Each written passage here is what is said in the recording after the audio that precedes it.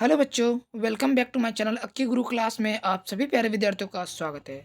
बच्चों, आज के इस वीडियो में हम लोग जीके जीएस के मॉडल सेट 4 नंबर को कंप्लीट करेंगे और आज के प्रश्न बहुत अच्छे होंगे और बहुत इंपॉर्टेंट होंगे आपके डीएलएड एंट्रेंस एग्जाम से संबंधित। तो बिना समय गंवाए क्वेश्चन के फर्स्ट पार्ट पे चलते हैं। देखिए, प्रश्न बताइएगा, आपका प्रश्न आपको स्क्रीन पे है। प्रश्न ये है बच्चों कि 1986 में राजीव गांधी की सरकार ने लोकतंत्र के लिए पंचायती राज संस्थाओं का पुनरुद्धरण और विकास पर एक समिति का नियुक्ति किसके अध्यक्षता में की थी? एल एस सिंघवी, जीवी राव, बी एन गाडगिल, अशोक मेहता। तो इसका राइट आंसर होगा एल एस सिंघवी। ठीक है बच्चों, समझ गए। चलिए दूसरा प्रश्न की ओर बढ़ते हैं। दूसरा प्रश्न यह है कि निम्नलिखित में कौन सा कथन सही है? तो दोस्तों, इसमें जो कथन सही है वो आपका पहला ऑप्शन है कि राज्यसभा के 12 सदस्य को राष्ट्रपति द्वारा नामित किया जाता है। यही ऑप्शन बिल्कुल सही है। बाकी जो है वो सब गलत है कि राज्यसभा के 12 सदस्य राज्यसभा के द्वारा नामित किए जाते हैं, कि राज्यसभा के 15 प्रधानमंत्री द्वारा नामित किए जाते हैं, कि राज्यसभा के 15 सदस्य राष्ट्रपति द्वारा नामित। ये सभी जो है बिल्कुल गलत है। ये बिल्कुल बिल्कुल सही ए ऑप्शन है। ठीक है, चलिए सूची 1 और सूची 2 को मिलान कीजिए। तो देखिए, सूची 1 और सूची 2 को आपको मिलान करना बड़े बारीकी से। पंचवर्षीय योजना आपको 1974 में आई थी, ये ध्यान रखना है। द्वितीय पंचवर्षीय 1956 में आई थी, ये भी सही है। लेकिन 8वीं पंचवर्षीय योजना 1992 में आई थी और 7वीं पंचवर्षीय योजना 1985 में आई थी। इस हिसाब से देखिएगा तो आपका बी ऑप्शन बिल्कुल सही हो जाएगा। ए का फर्स्ट, बी का सेकंड, सी का फोर्थ और थर्ड, डी का थर्ड। ओके, चलिए। पिछड़े एवं विकासशील देशों के लिए रोलिंग प्लान का सुझाव किसके द्वारा दिया गया था? G Myrdal, W S Lewis, R Nurkse, A Samuelson. तो बच्चों, पिछड़े एवं विकासशील देशों के लिए रोलिंग प्लान जी मिर्डल के द्वारा दिया गया था। ए ऑप्शन बिल्कुल सही हो जाएगा। निम्नलिखित में किस लोक नृत्य का संबंध असम राज्य से नहीं है? असम से नहीं है। नट पूजा तो है, चोंगली भी है, बिहू भी है, लेकिन पूछ रहा है नहीं है, तो नहीं के लिए आपका सही आंसर हो जाएगा बधाई। बिल्कुल भी असम से संबंधित नहीं है। निम्नलिखित में कौन सा अर्थशास्त्री राष्ट्रीय आय पर दूरगामी कार्य किया है? बताइए। तो यह जो है आपका दूरगामी कार्य किया है किसने बच्चों? वी के आर वी राव ने, अर्थात डी ऑप्शन बिल्कुल सही हो जाएगा। ठीक है, 7 नंबर प्रश्न की ओर पढ़ते हैं। तो एकाधिकार का अर्थ आप बताइए क्या होता है? एकल क्रेता, अनेक विक्रेता, एकल विक्रेता, अनेक क्रेता। तो डियर स्टूडेंट, एकल अधिकार का अर्थ होता है एकाधिकार का एकल विक्रेता, अर्थात सी ऑप्शन बिल्कुल सही हो जाएगा। ठीक है। और अंतर्राष्ट्रीय तिथि रेखा कौन है बताइए? तो अंतर्राष्ट्रीय तिथि रेखा इसमें 180 डिग्री देशांतर है। डी ऑप्शन बिल्कुल सही।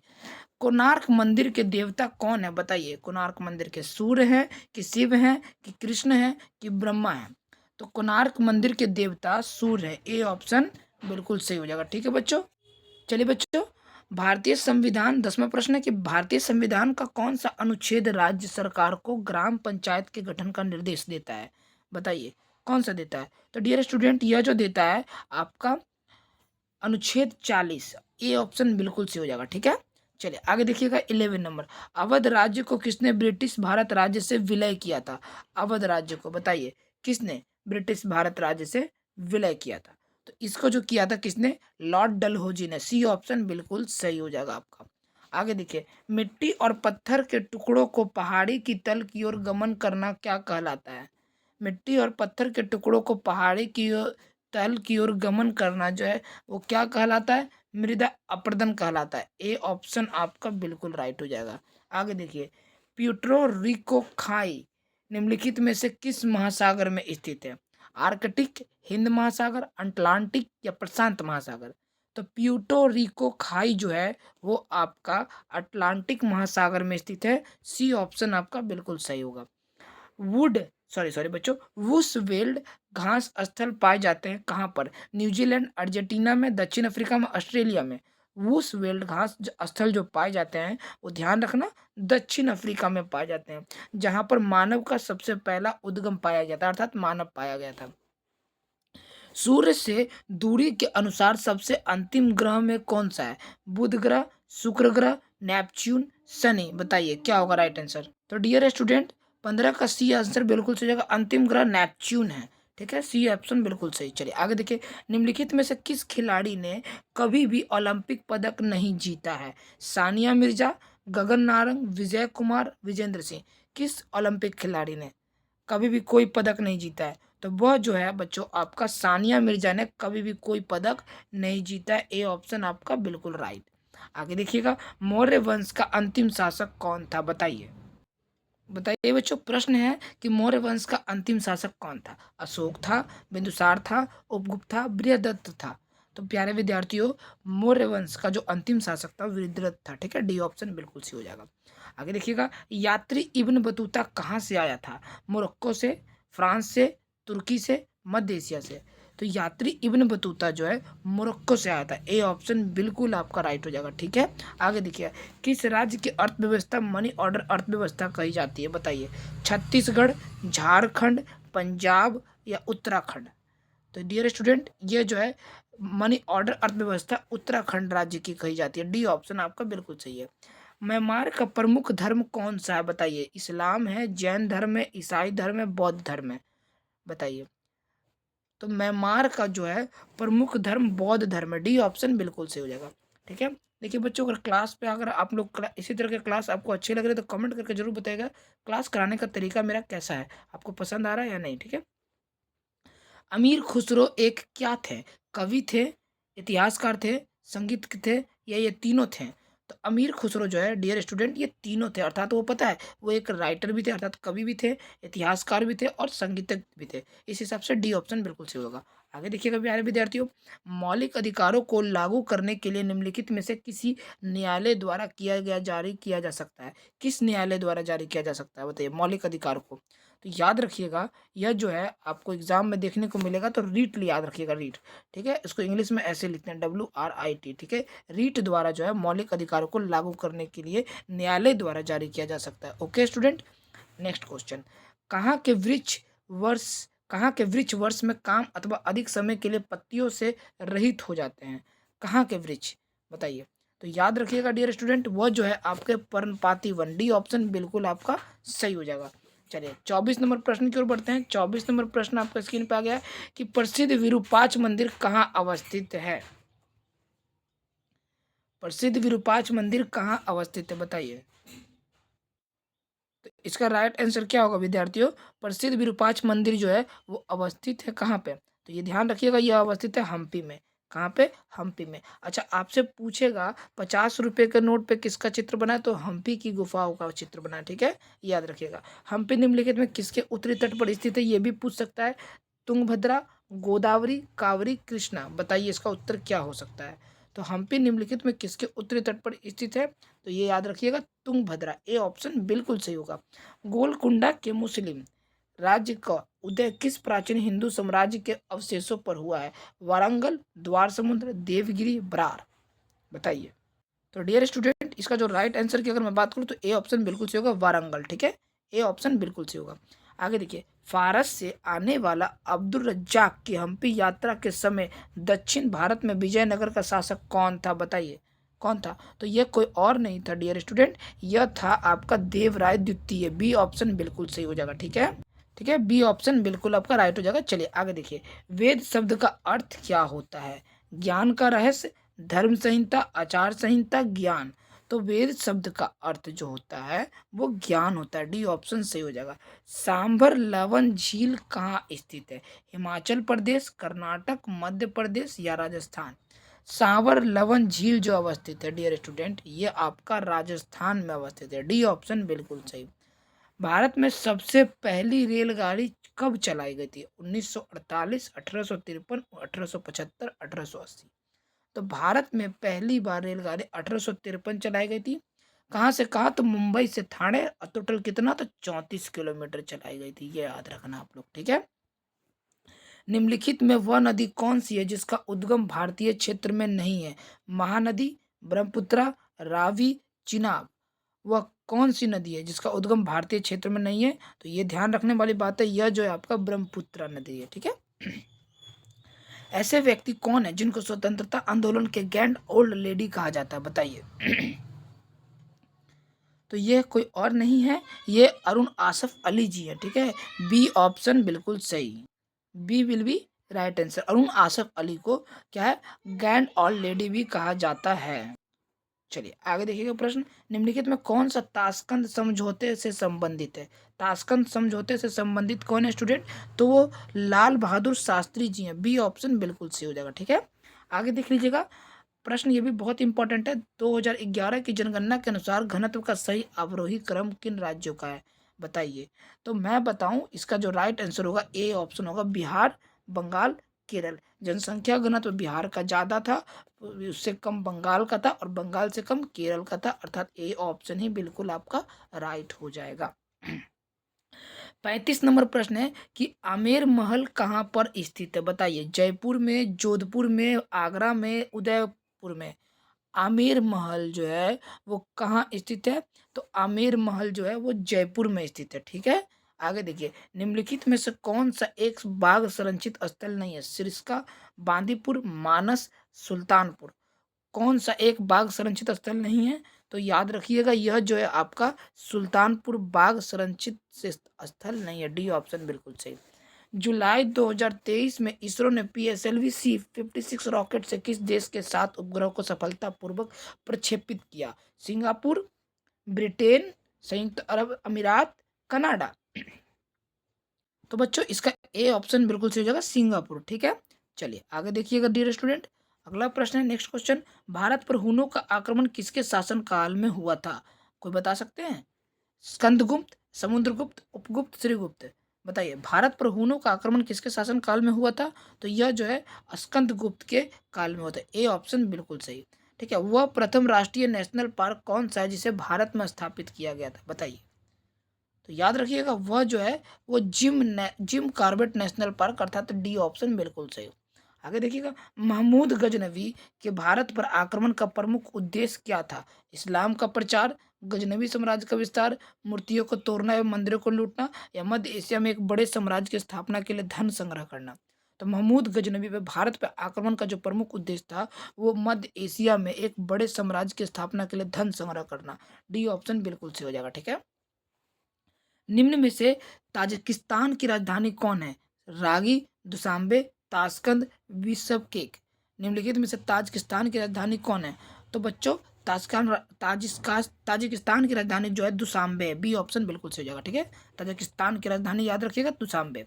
जुलाई अगस्त 2023 के दौरान बर्लिन जर्मनी में आयोजित विश्व तीरंदाजी चैंपियनशिप में कितने भारतीय तीरंदाजी द्वारा स्वर्ण पदक जीते गए या प्राप्त किए गए? बताइए। 1, 2, 3, 4। याद रखिएगा बच्चों, यह जो है कितने किए गए प्राप्त? तो आपका 3। सी ऑप्शन बिल्कुल सही होगा। ठीक है, अंग्रेजों द्वारा सर्वप्रथम कहवा यानी कॉफी बागान लगाए गए थे? बताइए। चिकमंगलूर जनपद में, या कुर्ग जनपद में, नीलगिरी के जनपद में, वायनाड जनपद में। तो याद रखिएगा, यह जो है आपका चिकमंगलूर जनपद में लगाए गए थे पहला कहवा अंग्रेजों द्वारा। ठीक है, उपन्यास द ओपियम ट्रॉफी के लेखक कौन है? इलैया राज, खुशावंत सिंह, प्रकाश कुमार सिंह, जोपान लाहिरी। ठीक है, तो इसका जो राइट आंसर हो जाएगा 44 नंबर की बात करें तो खुशवंत सिंह। बी ऑप्शन बिल्कुल सही हो जाएगा, उपन्यास द ओपियम ट्रॉफी के लेखक। निम्नलिखित में से कौन लोकसभा के प्रथम अध्यक्ष स्पीकर थे? M.A. अयंगर, GB मावलंकर, सरदार हुकुम सिंह, N. संजीव रेड्डी। तो प्रथम लोक स्पीकर के जो अध्यक्ष थे वो कौन थे डियर स्टूडेंट? वो थे GB मावलंकर। बी ऑप्शन बिल्कुल सही।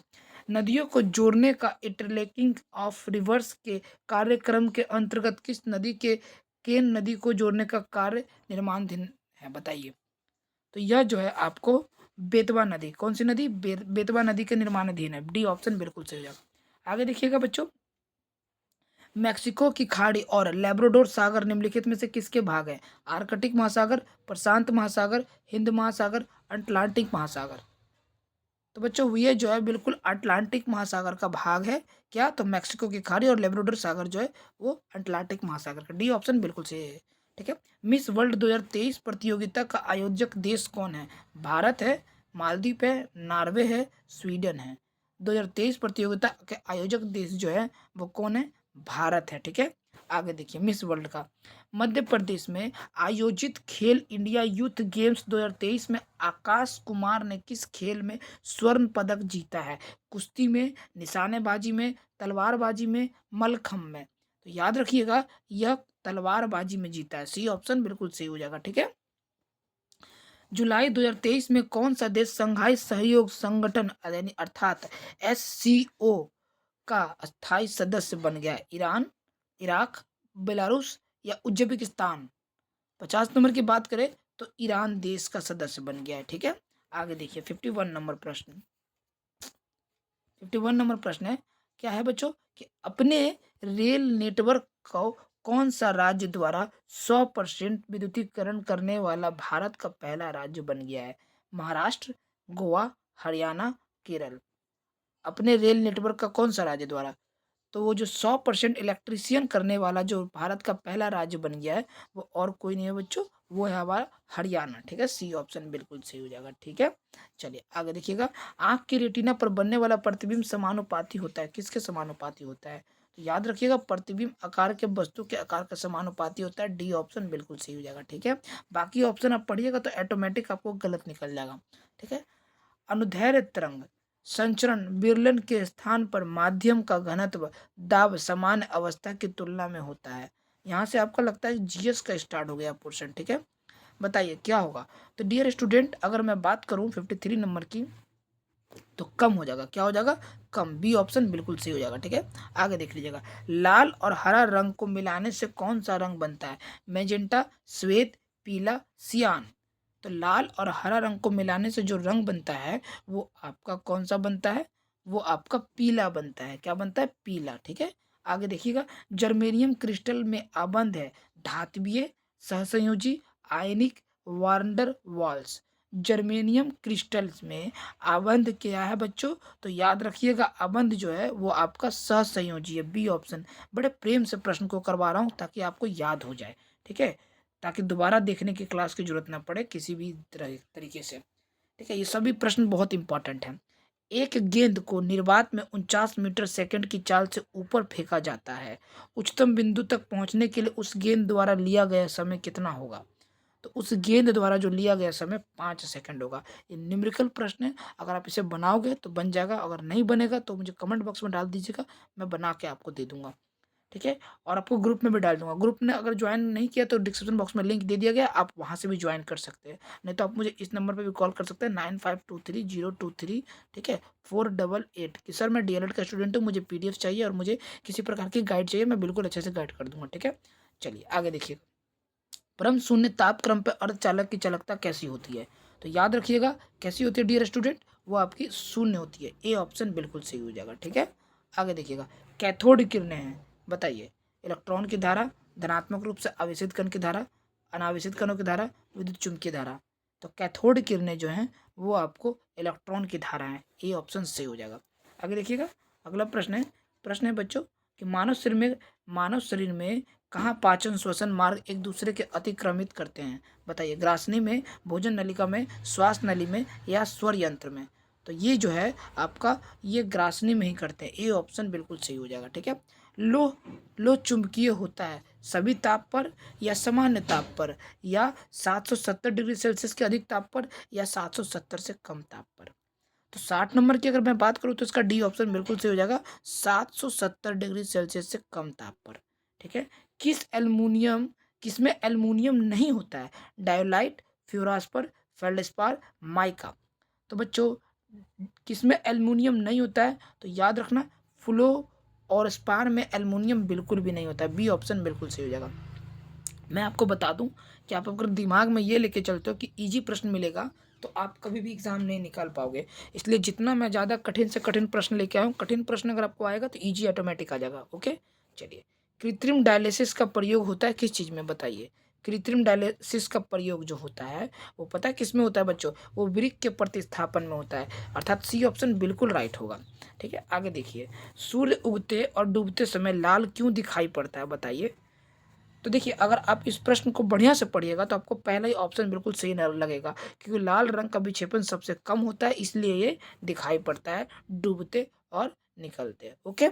चलिए आगे देखिएगा, ध्वनि तरंग के एक स्थान से अन्य स्थान तक किसी राशि x का स्थानांतरण करती है, तो राशि x क्या है?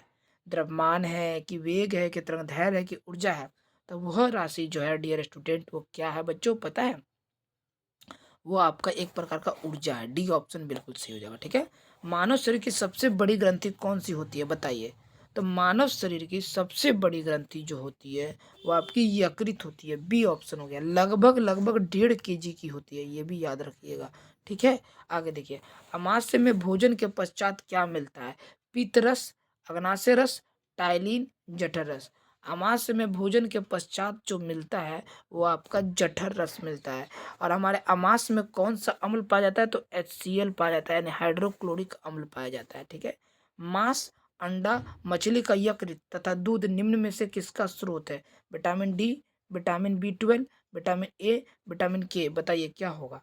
तो डियर स्टूडेंट, अगर मांस, अंडा, मछली का बात करें तो यह जो है आपका किसका है, यह एक विटामिन डी का उदाहरण है। इसमें विटामिन डी प्रचुर मात्रा में पाया जाता है। रक्त ओ को सर्वाधिक रक्तदाता समूह कहा जाता है। इसमें निम्न में से कौन सा एंटीजन पाया जाता है बताइए।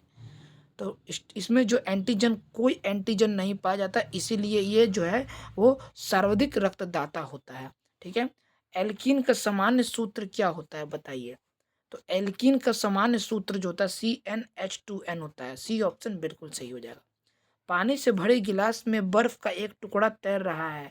टुकड़े के पूरा पिघल जाने पर गिलास में पानी का तल क्या होगा, बढ़ेगा, घटेगा, सभी असत्य या अपरिवर्तित रहेगा। 70 नंबर बेटा बउआ, इसका आंसर जो हो जाएगा अपरिवर्तित रहता है। ये बी ऑप्शन बिल्कुल जो है आपका सही हो जाएगा। ठीक है, यहाँ ध्यान दीजिएगा, एक पिंड को एक मीनार से शून्य वेग के साथ नीचे गिराया जाता है। यदि 4 सेकंड बाद वो धरातल पर पहुंचता है तो मीनार का लगभग ऊंचाई क्या होगा। अगर जी का मान हम मीटर सेकंड स्क्वायर लेते हैं तो बच्चों इसका जो राइट आंसर की बात कर दूं तो इसका सी ऑप्शन बिल्कुल सही होगा, 160 मीटर। न्यूमेरिकल पढ़ते होंगे तो जरूर बता देंगे आप लोग। जब किसी धातु को गर्म किया जाता है तो उसका प्रतिरोध घट जाएगा, बढ़ जाएगा, बढ़ सकता है या घट सकता है या नियत रहता है। तो यह जो है आपको सिर्फ और सिर्फ बढ़ जाता है। बी ऑप्शन बिल्कुल सही हो जाएगा। सब्जी के रूप में खाए जाने वाला छत्रक क्या है, शैवाल, कवक, फर्न, मांस। तो डियर स्टूडेंट, यह जो है आपका कवक है। बी ऑप्शन बिल्कुल सही। डीएनए यानी कि बच्चों क्या, डीएनए में डीएनए संरचना का मॉडल किसने दिया था, प्रिस्टले ने, मार्गन ने, हरगोविंद खुराना ने या वाटसन क्रिक ने। तो बच्चों डीएनए का जो मॉडल संरचना दिया था वाटसन और क्रिक ने। डी ऑप्शन बिल्कुल सही हो जाएगा। विटामिन ई महत्वपूर्ण स्रोत है किस चीज़ का, दालों का, मक्खन का, अंकुरित अनाजों में, मछली के यकृत तेल में। बच्चों मैं आपसे अनुरोध करता हूं कि अगर आप डीएलएड एंट्रेंस एग्जाम या किसी भी एंट्रेंस एग्जाम का देते हैं तो आगे की कोई वीडियो ना छूट जाए, इसीलिए चैनल को सब्सक्राइब कर बेल आइकन प्रेस कीजिएगा ताकि जो भी सब वीडियो आए, कितना देर का लाते हैं बच्चों, 15 से 20 मिनट का, 15 से 20 मिनट में अगर 100 से 150 क्वेश्चन अगर मैं याद करवा के जाता हूँ तो क्या हर्ज है। ठीक है, तो इसीलिए चैनल को सब्सक्राइब कर बेल आइकन घंटे प्रेस कीजिएगा और साथ में अपने सभी दोस्तों के बीच शेयर कीजिएगा और कमेंट करके बताइए कि आपको कैसा लग रहा है स्टडी। ठीक है, तो विटामिन ई जो है महत्वपूर्ण स्रोत है किसका, तो ध्यान रखिएगा बच्चों किसका है, अंकुरित अनाजों में। ठीक है, विटामिन ई जो है वो महत्वपूर्ण स्रोत है अंकुरित अनाजों में। ई ऑप्शन, सी ऑप्शन जो है वो बिल्कुल आपका क्या हो जाएगा, वो सही हो जाएगा। ठीक है, तो चलिए दोस्तों आज के लिए इतना ही, मिलते हैं अगली क्लास में। और क्लास की पीडीएफ अगर आपको लेनी है तो आप क्या करिए, मुझे इस नंबर पर कॉल करिए या फिर मैसेज करिए 95230223। मेरे को लगता है कॉल करने की ज़रूरत नहीं है, आप चाहें तो खुद ब खुद इस नंबर से मैसेज कर दीजिए, या न तो आपको डिस्क्रिप्शन बॉक्स में लिंक दे दिया गया है, आप वहाँ से ज्वाइन कर सकते हैं। आपको वहाँ पे क्लास की पीडीएफ जो है क्लास कराने के बाद डाल दी जाती है। ठीक है, तो बच्चों आई होप कि आपको आज की क्लास बहुत अच्छी लगी होगी। ठीक है, तो आशा करते हैं कि अपने दोस्तों के बीच आप क्लास को शेयर करिएगा। मिलते हैं अगले क्लास में, तब तक अपना ख्याल रखिएगा, अच्छे से रहिएगा और खूब मन लगा कर पढ़िएगा और खूब दुनिया में तरक्की कीजिए। ठीक है बच्चों, तो आज के लिए इतना ही। बाय बाय, टेक केयर, जय हिंद, जय भारत, स्वस्थ रहिए, मस्त रहिए बच्चों।